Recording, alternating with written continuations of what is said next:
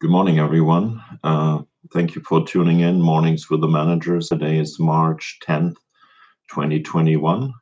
Thank you for uh, listening to me and watching me talk about City of Monterey issues.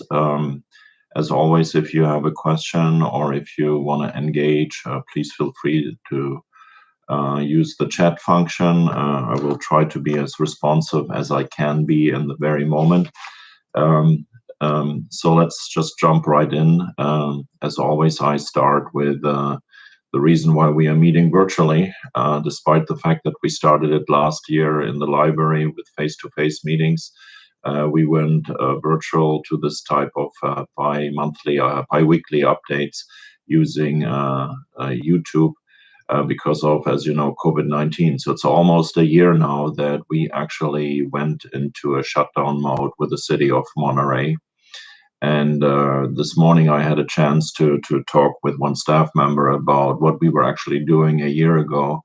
A big topic for us was the Princess cruise line and the passengers that were coming from San Francisco towards the Asilomar campgrounds. If you recall, there was a lot of confusion in the beginning, and the Asilomar conference center site was selected as an isolation site, and we really didn't understand completely what was going on. And that was one of the topics that we were dealing at the same time a year ago. We were also very much putting together the plans to shut down the operation as we knew it at that time. And a year ago, we were sitting and discussing how we would shut down the library, recreation center, the sports center, the pros and cons.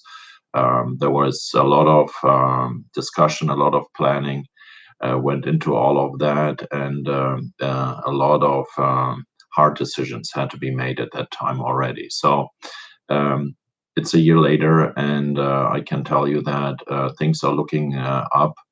The number of vaccinations, the number of doses received and put into arms are increasing here in the city of Monterey, as well as in the county.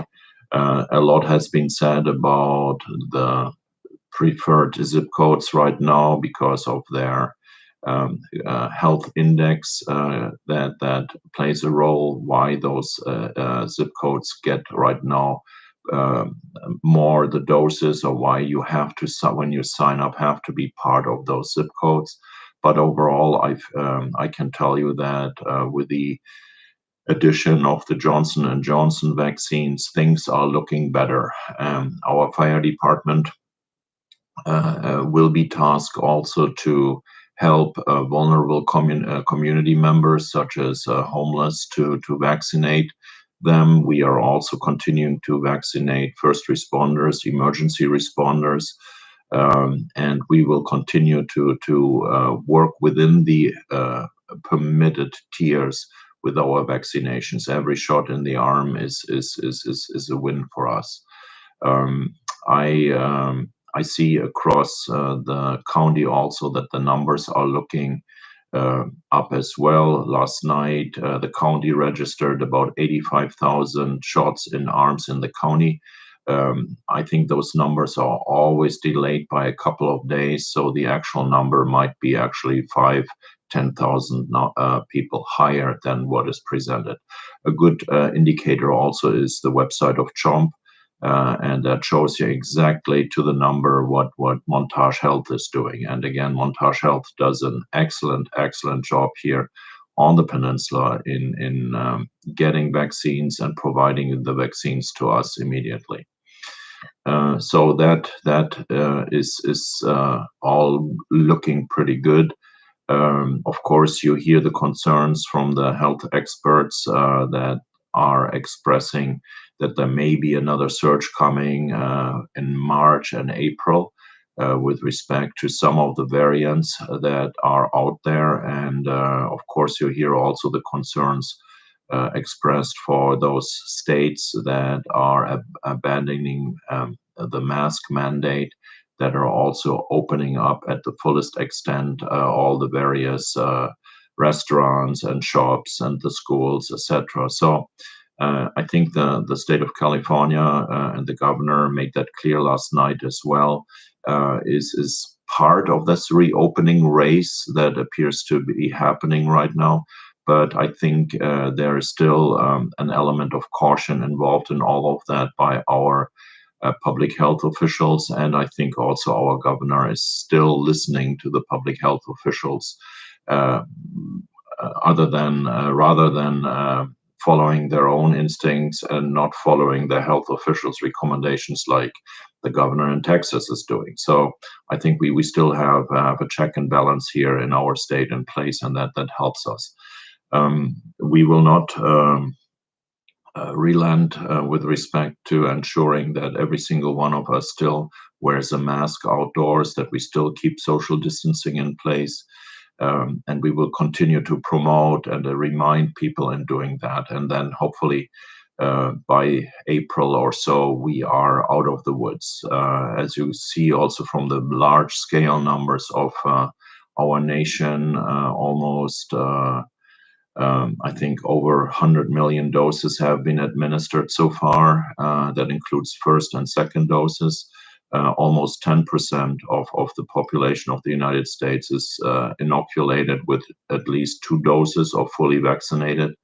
So everything seems to be showing us that there is clearly an end in sight. And so also for the city of Monterey, we are working very hard to prepare us for the reopening also of our city operations, and I will talk about this a little bit more in a moment.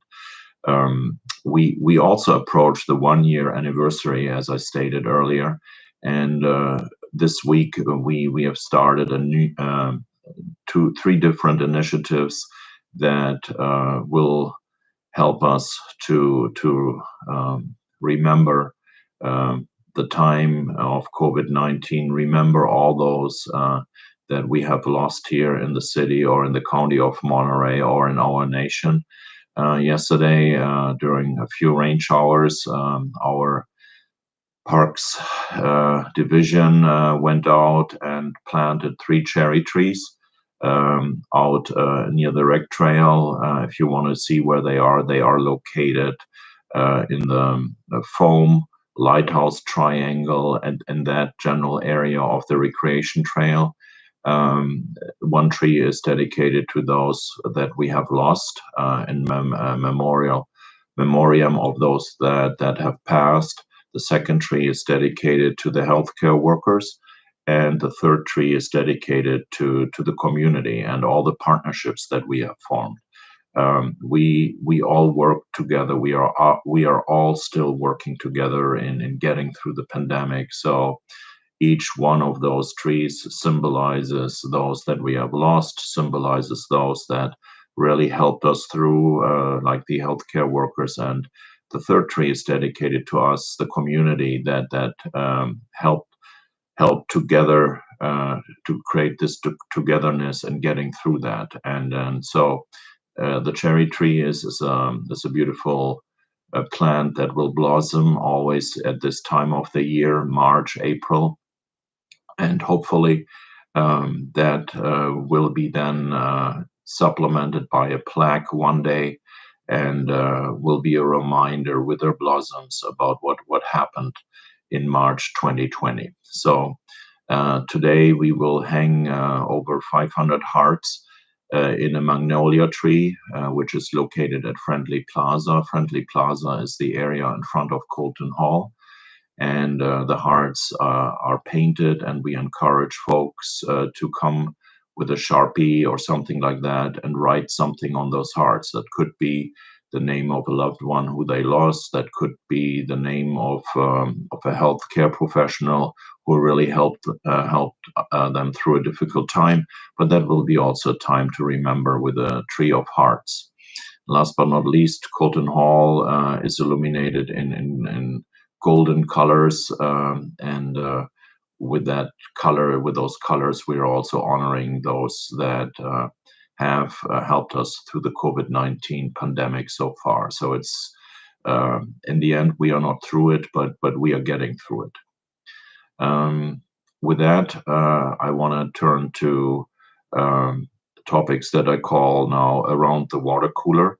It will be a potpourri of topics that I hope you find interesting. So number one is, of course, for me always the city budget. As you know, between March 2020 and June 2021, the city has lost income of around $32 million. That's a lot of money, and our general fund is usually $85 million per year. And so don't take my statistic now and divide 85 minus 32, because I gave you actually a 2-year loss scenario of 32 million. But in the first year, we shrank our budget by about $13 million. And the next losses for the current fiscal year are basically $18 million. So we have adjusted our budgets a couple of times, and over the next couple of weeks, we will be going forward to the council with a package of budget proposals. There will be a study session in which we basically outline what we are thinking and what we propose to the council. And at that time, of course, also we hope that some of you, or maybe all of you, call in and let us know what you think should be the right budget. We said goodbye on Friday to our finance director, Lauren Lai. Lauren Lai has been promoted. She is now the finance director for a larger city north of us, the city of Milpitas.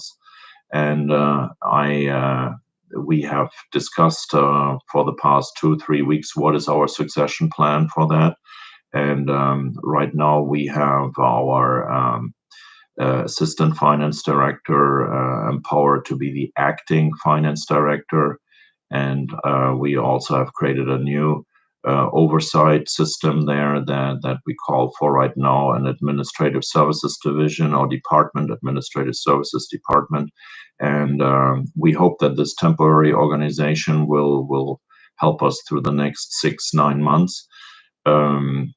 We also will hopefully have somebody else from the outside helping us and guiding us and quality checking what we are doing. So now is not the time to recruit for a new finance director. I want to let you know that this is a highly sought after vacant position, and by cities, but the applicants pool is rather small. And in order to get qualified applicants, that is even harder. So instead of going through this exercise right now, we will figure out a way to get through the next 3, 6, 9 months and then decide what we want to do. But having said all that, don't worry. We have everything under control, and we have a lot of good systems in place, and we know what we can do and cannot do. And that will be also part of our presentation to the council. When I talk about the budget, what is now very important for all of us is also to follow the stimulus bill that the Senate approved after a long session Saturday morning. This is the $1.9 trillion bill that President Biden put forward, that has been approved by Congress. It has been slightly changed in the Senate, but has been approved by the Senate, and now it goes back to the Congress for the final vote. And as I am speaking to you on the floor of the Congress of the United States, the representatives are discussing that package right now. It is expected that it will pass, and then hopefully the president will sign the package sometime this week.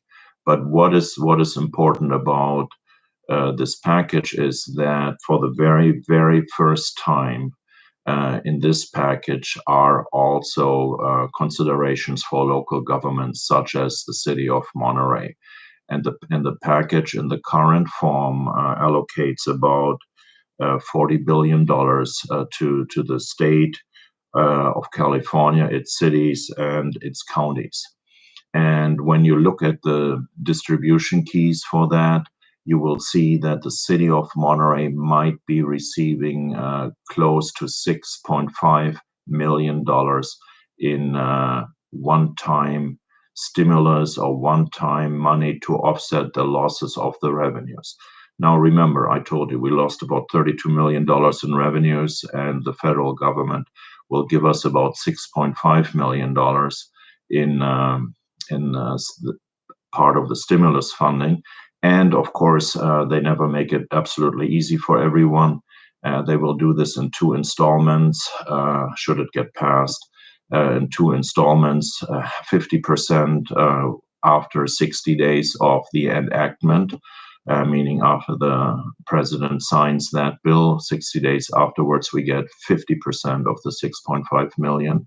And then a year later, and only after you apply for it again, you will get the other 50%. So, like I said, it's not always a straight line for our politicians to help local governments, but for the very first time, they have acknowledged also that the cities, the counties are carrying the brunt of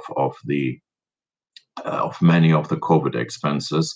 And like I shared with you earlier, this is the very first time we actually will receive dollars that help us out. Of course, in the previous packages, a lot of businesses were helped. The airline industry was receiving a huge amount of money twice already just to be able to continue being operational. And the cities were twice overlooked by the previous administration, despite the best lobbying of the opposition at that time.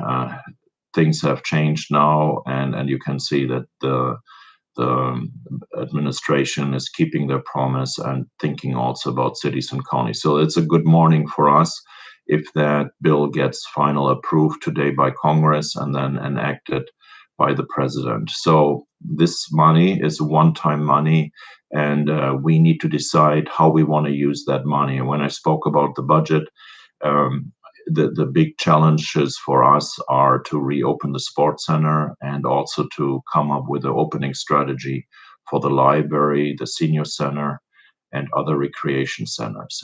As you know, all those operations are not funded by the user fees at 100% level. The sports center is by definition an operation that is allowed to have a deficit. In the case of the sports center, though, it's a little bit tougher this time around, because when we reopen, people will come to us with their memberships that did not expire, that we actually extended. And so they expect rightfully that we will have the doors open and are fully functional, and that they get the value for the 1 year pass that they purchased from us, and we have to deliver. So there is probably a time where the sports center will be open and we will have hopefully a lot of folks back, but we do not have parallel the revenues because we collected those already in the years prior to that. In the recreation department, of course, we made a strong commitment to reopen the senior center. We are working there with the Alliance of Aging. The senior center here in New Monterey, it's called the Schulze Center, is an excellent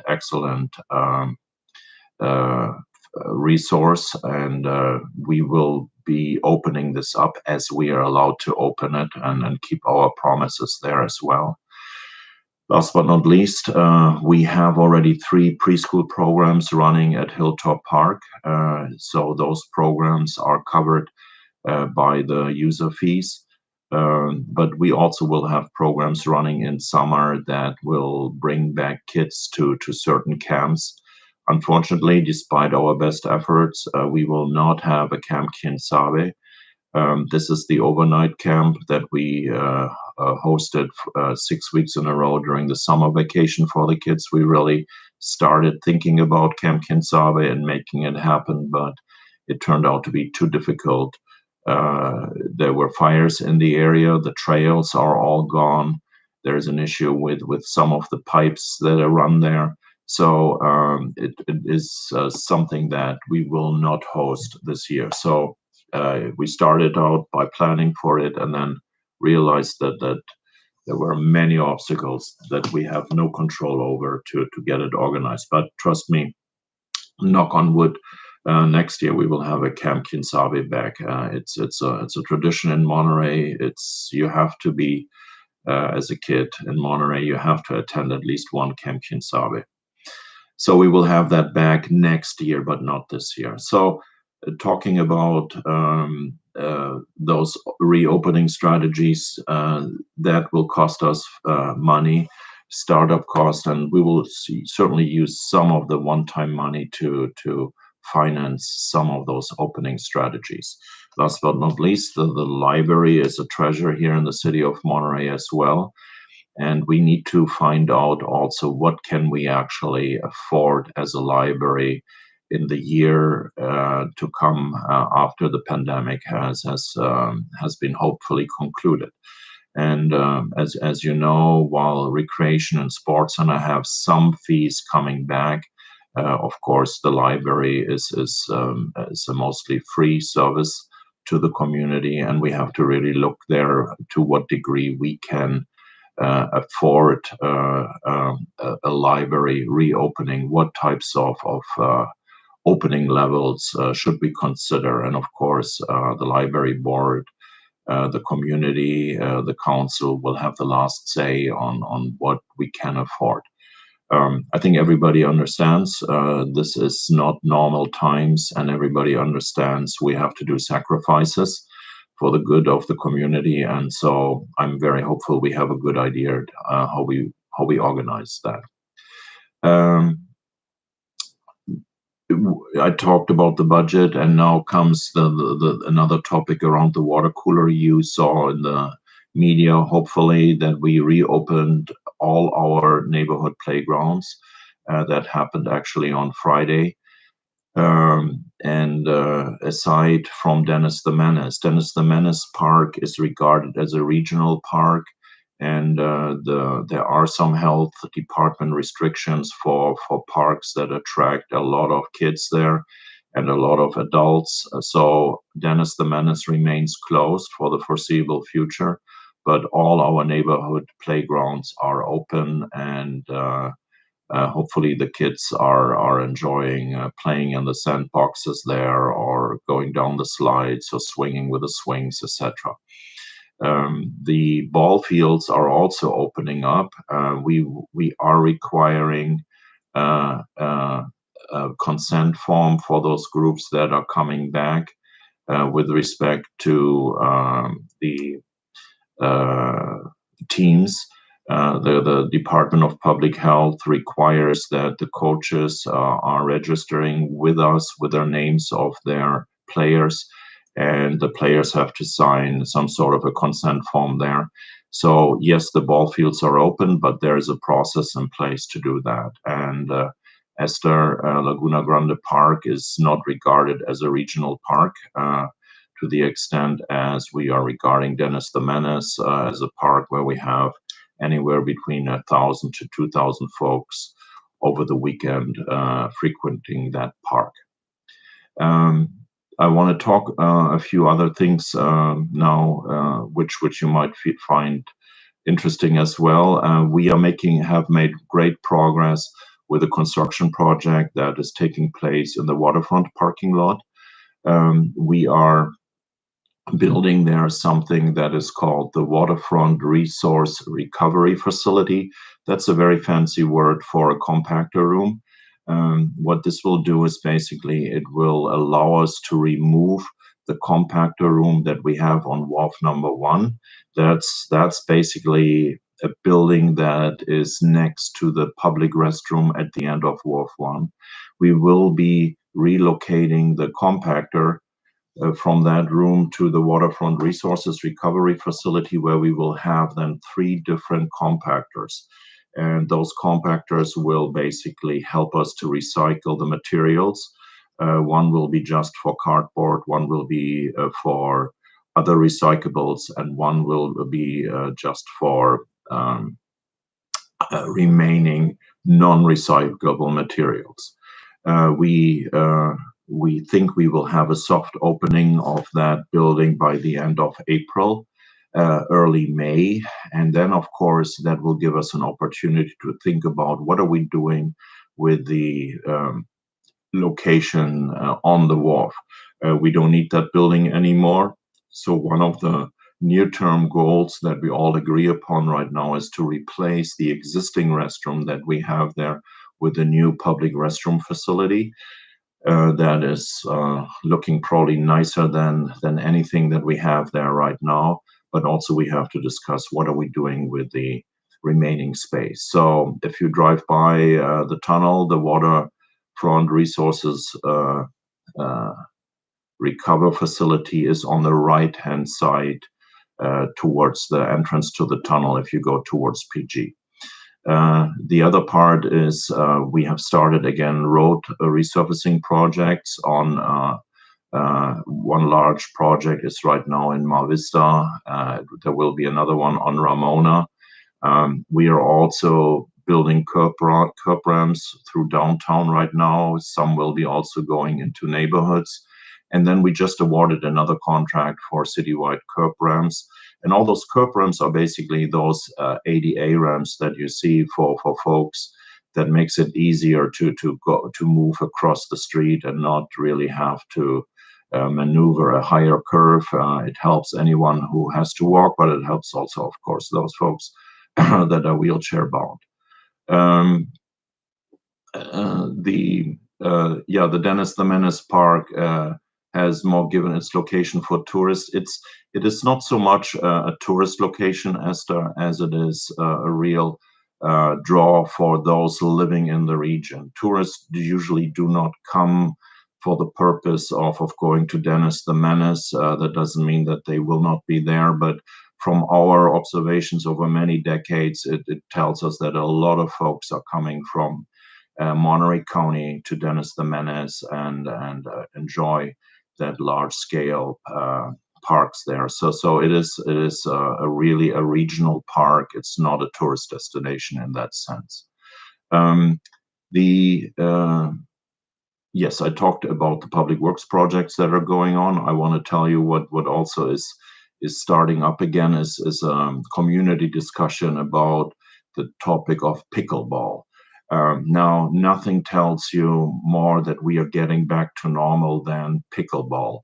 Pickleball kind of stopped as a discussion point in March because we were last year because everyone was of course focusing their thoughts about COVID-19 and avoiding getting ill and all the other topics surrounding that. But as we are now reopening again, we heard already from the pro pickleballers and those folks that would like to regulate pickleball in their neighborhoods differently as it's currently being played.